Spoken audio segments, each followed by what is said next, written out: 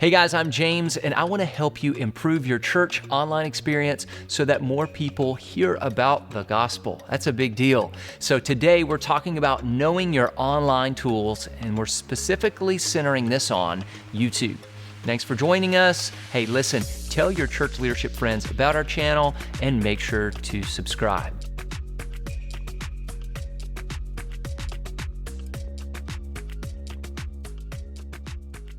All right, so let's talk about YouTube, and let's talk about posting your sermons or maybe streaming your services onto YouTube. And I know what you may be thinking. Hey, James, YouTube is a platform, but I stream to Facebook, or I stream to Church Online platform, or maybe you have Subsplash. There's a lot of different platforms out there.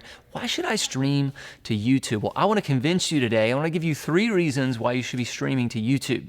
The first one is this. It's really simple. It's free, right? We know this. YouTube is a free platform to stream to as of right now, as of today's filming. Second is this. YouTube is the second largest search engine in the world. Second largest search engine. And what I mean by search engine is people can go to YouTube and they can search for maybe your church. Yes, that would be something your internal members might be looking to do, but people that are not a part of your church, they may be searching the things that you're talking about. You may be having a really relevant series to them, and they're searching those terms on YouTube. Well, YouTube can recommend those videos to them, and they can become a part of your church that way. And the cool thing about it is you didn't have to do any extra effort to do that. You just got to get on the platform, okay? And then the third thing is this. YouTube recommends your content for free. So number 1, it's free. Number 2, it's the second largest search engine in the world. And number 3 is YouTube will recommend your content, and you don't have to do any extra effort for that. Okay, let me tell you about Mother's Day 2020 for our church. Our 9 a.m. service, we found out that YouTube, we didn't have to do any extra effort for this. We didn't have to pay any more for this, but YouTube recommended our 9 a.m. service to 34,000 people, okay? So that is a really big deal for our church, okay? So we had a lot higher watch rate that day because YouTube, for whatever reason, said this video is performing well.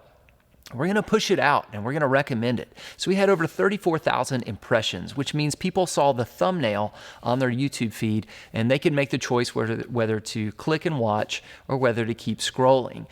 So that is something that's really awesome. And again, we didn't have to do anything extra. We didn't have to make an extra effort for that. YouTube recommended that.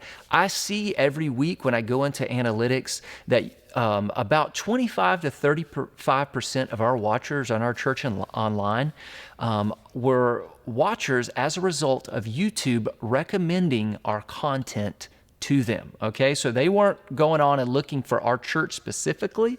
It was just YouTube recommending that content to them. Again, no extra effort on our part. So I hope this convinces you to get your church on YouTube. Maybe you can't stream it right now, but maybe on a Monday or Tuesday afternoon, you can put your sermon content up there to help get the word out. All right, so how do I do this, James? How do I get on YouTube? Well, I'm going to give you some simple steps, and there are some more complex ways to do it because you have to be able to stream to it and those sort of things. But I want to give you a few steps. The first thing is you got to create a church Gmail if you want to get on YouTube. All right, and then from that church Gmail, you're going to have to create a YouTube channel. All right. Then there comes the practical steps, and you might have to have a media expert on your team to help you with this. But you can determine from there if you can stream to your YouTube or if you're just going to post your services or post your sermons afterwards, maybe on like a Monday or Tuesday after church, something like that. Okay? Once you've done those steps, begin to ask your congregation to subscribe and spread the word that your church has a YouTube channel, okay? I want to tell you that the average video length on YouTube is about 11 minutes, okay? So maybe you want to think of some ways to maybe do some sermon snippets, some quick clips, whatever you want to call it, of your message to put out there and to kind of send to people and so they can view a little bit about what your church is like. And maybe it's not the whole sermon length or something like that. But again, guys, huge fan of YouTube. I think it's a very powerful tool, and it's available to you for free.